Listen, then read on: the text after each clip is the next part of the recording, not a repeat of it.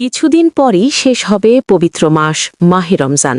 আর এই পুরো রমজান মাস জুড়ে পথচারী রোজাদার সহ সাধারণ মানুষের মাঝে ইফতার বিতরণ করেছেন মোহাম্মদ ফখরুল ইসলাম, যা ২ উপজেলার কয়েকটি বুথ ও বেশ কিছু উপবুথের মাধ্যমে এখনও এই ইফতার বিতরণ কার্যক্রম অব্যাহত রয়েছে।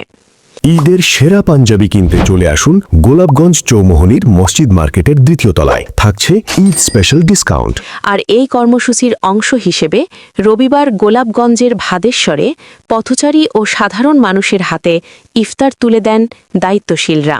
আমাদের ফখরুল ইসলাম ভাইয়া যে প্রতিশ্রুতি দিয়েছেন যে উনি এমপি না হইলেও যে কাজ করতে, এমপি হইলেও যে কাজ করতে, এমপি না হইলেও কাজ করবা, ওনার প্রতিশ্রুতি বিদ্যমান আপনারা দেখতে পারা ইনশাল্লাহ, দোয়া রাখবা।